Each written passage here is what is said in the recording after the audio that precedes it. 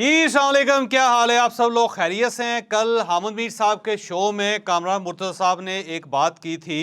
उसमें उन्होंने कहा था कि मेरी शिकायत लग गई और सिर्फ वो वहीं तक रहे थे। और उसके बाद हमने सोचा कि ये शिकायत किसने लगाई, क्यों लगाई और इसका मकसद क्या था। तो फिर हमने थोड़ी सी रिसर्च की और उस रिसर्च की बुनियाद पे हम कुछ चीज़ें आपके सामने रख रहे हैं कि इनकी शिकायत लगाई किसने थी, किसने इनके खिलाफ नोटिस लिया था और इशू क्या था, और क्या कामरान मुर्तज़ा साहब की बात गलत थी या फिर दूसरी तरफ से अयाज सादिक साहब हैं या आज़म नज़ीर तारड़ साहब हैं, उनका मौक़िफ़ सही था या गलत था। तो ये हम आपको आज के व्लॉग में बताएंगे।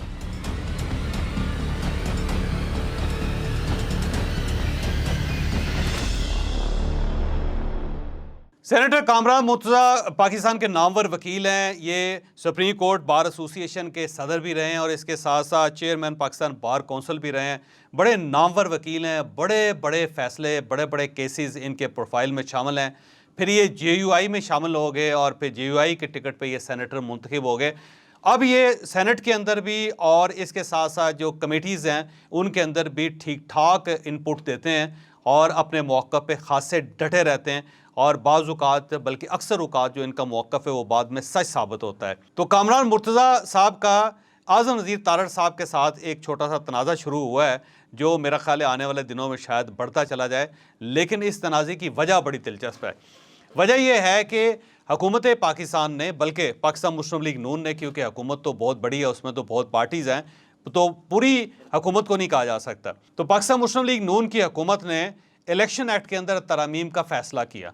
अब ये 54 तरामीम थी और उसके अंदर वज़ीर-ए-आज़म साहब और पाकिस्तान मुस्लिम लीग नून ये चाहती थी कि जो शिक 230 है उसको भी तब्दील कर दिया जाए और निगरान हुकूमत को ये इख्तियारात दे दिए जाएँ कि वो किसी भी मुल्क के साथ मुआहदा कर सकती हैं, बल्कि किसी भी इंटरनेशनल बॉडी के साथ एग्रीमेंट नया कर सकती हैं और को फाइनेंशियल इशूज़ हैं उनको सॉल्व कर सकती हैं, जो ज़ाहिर है इससे पहले आइन के अंदर और कानून के अंदर मौजूद नहीं थे। और जब गवर्नमेंट ने ये कोशिश की तो उसके ऊपर पाकिस्तान पीपल्स पार्टी की तरफ से रिजर्वेशंस आ गई और JUI के कामरान मुर्तज़ा साहब की भी इसके ऊपर रिजर्वेशंस आ गई। और बल्कि जब ये बिल पेश किया जा रहा था तो उस वक्त रज़ा रुबानी साहब खड़े हो गए और उन्होंने कहा कि ये क्या हो रहा है, हम इसको एक्सेप्ट नहीं कर सकते, ये गैर कानूनी और गैर आइनी हरकत की जा रही है, इससे आप अगले इलेक्शंस को मुतनाज़ा बना रहे हैं। और कामरान मुर्तज़ा साहब ने खड़े होकर कहा था कि यूँ महसूस होता है हम यहाँ पे चाय पीने के लिए आते हैं और सिर्फ हमें रबड़ स्टैम्प की तरह इस्तेमाल किया जा रहा है, जबकि ये मुक़्तदर इदारे हैं और यहाँ पे हमने कानून साजी करनी है। तो कम से कम हमें बताया जाए, हमें सुना जाए, हमें देखा जाए और फिर जाके इस किस्म की आइनी तरामीम की जाएँ या आइनी तरामीम कल आपके गले पड़ जाएंगी। तो उनकी तकरीर बड़ी धुआंधार थी, जो ज़ाहिर है उसके बाद मीडिया में बड़ी रिफ्लेक्ट हुई और ख़ासा उसके ऊपर शोर हुआ और उन्होंने कहा कि हमारे लिए एक्सेप्टेबल नहीं है। तो ये क्योंकि तरामीम आज़म नज़ीर तारड़ साहब जो वज़ीर कानून है उन्होंने तैयार की थी और मियां नवाज शरीफ साहब के कहने पे की थी। और मियां नवाज शरीफ साहब को दो खदशात हैं। एक खदशा ये है कि कहीं निगरान हुकूमत अपनी मुद्दत ना बढ़ा लें और दूसरा खदशा ये है कि कहीं हम लोग सियासत से आउट ना कर दिया जाएँ और ये जो निगरान हुकूमत है उसके पास 1, 2, 3 साल का मैंडेट ना आ जाए कहीं। तो वो ये चाहते हैं कि इस हुकूमत के तख्त पे यानी जो निगरानी है, यानी जो निगरान हुकूमत है 3 माह के लिए, वहाँ पे भी प्राइम मिनिस्टर हमारा होना चाहिए या कैबिनेट के अंदर हमारे लोग ज़्यादा होने चाहिए। तो वो इसहाक डार साहब को ज़ाहिर निगरान प्राइम मिनिस्टर बनाना चाहते हैं या निगरान वज़ीर ख़जाना बनाना चाहते हैं। तो वो चाहते हैं कि उनके पास इतने इख्तियारात हों कि वो मामलात को सेटल कर सकें, वो इंटरनेशनल मुल्कों के साथ मुआहदे कर सकें, वो इंटरनेशनल बॉडीज़ के साथ मुआहदे कर सकें, ताकि ये जो मुआहदे हैं वो फिर कल को एक कार्ड के तौर पर इस्तेमाल किए जा सकें।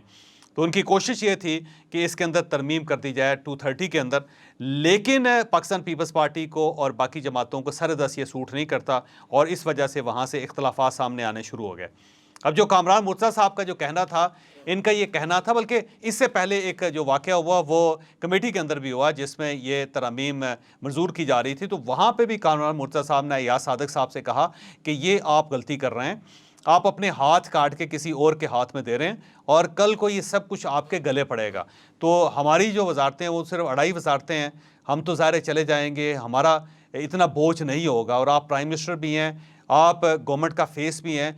कल को ये तरामीम जब उल्टी पड़ेंगी तो आपको इसे फेस भी करना पड़ेगा और आपको इसका जवाब भी देना पड़ेगा। तो आप इस पर सोच समझ लें दोबारा, आप इसको इस तरह ना करें। अब उसके बाद ज़ाहिर है गवर्नमेंट ने अपनी की, क्योंकि उसकी वजह या सादिक साहब को किसी और तरफ से आर्डर था, फिर आज़म नज़ीर तारड़ साहब को किसी और तरफ से आर्डर था और उन सब ने करना था और मियां नवाज शरीफ साहब इसके लिए विलिंग थे। तो बहरहाल हुकूमत ने बहुत ज़्यादा प्रेशराइज़ किया, लेकिन ज़ाहिर मामलात नहीं हो सके और फिर ये सस्पेंड होगी अगले दिन के लिए।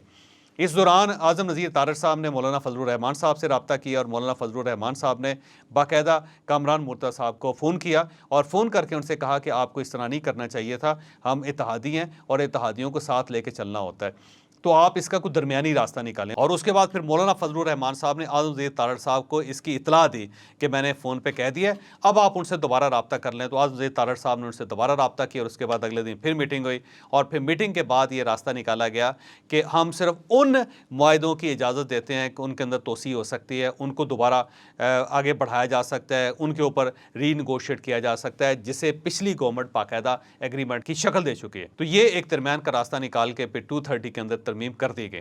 अब सवाल ये है कि ये सारी इंफॉर्मेशन लीक कहाँ से हुई? ये इंफॉर्मेशन बेसिकली पाकिस्तान मुस्लिम लीग नून के इनर सर्कल्स ने जहाँ जहाँ ये बातें की गई थी उन सब से मैंने कंफर्म किया। उन्होंने कहा जी वाकई ऐसी बात हुई है। बल्कि आज़म नज़ीर तारड़ साहब से मैंने रब्ता करने की कोशिश की, उनसे रब्ता नहीं हो सका। कामरान मुर्तज़ा साहब से मेरा रब्ता हुआ है, लेकिन मैंने उनसे कहा उनसे कुछ तस्दीक चाहिए। तो कामरान मुर्तज़ा साहब का ये कहना था कि देखें मैं इस पर किसी किस्म की राय नहीं दे सकता। मैंने उनसे पूछा कि क्या आज़म नज़ीर तारड़ साहब का आपसे रब्ता हुआ था? तो उनका ये कहना था कि देखिए आज़म नज़ीर तारड़ साहब हों, मैं हूँ या मौलाना फजलुर रहमान साहब हों, ये सब हम एक इत्तेहाद का हिस्सा हैं। तो हमारे दरमियान रोज़ मुलाकात होती रहती है, रोज़ बात होती रहती है, लेकिन इसका हरगिज़ ये मतलब नहीं है कि उसको स्कैंडलाइज़ किया जाए। तो मैंने उनसे पूछा कि क्या वाक़ई आपके ख़िलाफ़ कोई नोटिस जारी हुआ था कि आपने ये क्यों कहा? उन्होंने कहा कोई नोटिस जारी नहीं हुआ, लेकिन ज़ाहिर है मेरी पार्टी मुझसे पूछ सकती है कि आपने हमारी राय के ख़िलाफ़ वहाँ अपनी राय क्यों दी? तो उनका हक़ है, तो मैं उनको इस हक़ से महरूम नहीं कर सकता। तो फिर मैंने उनसे कहा कि क्या आज़म नज़ीर तारड़ साहब ने आपकी शिकायत लगाई? तो उस पर उन्होंने कहा जी मैं इस पर कोई कमेंट नहीं करना चाहता।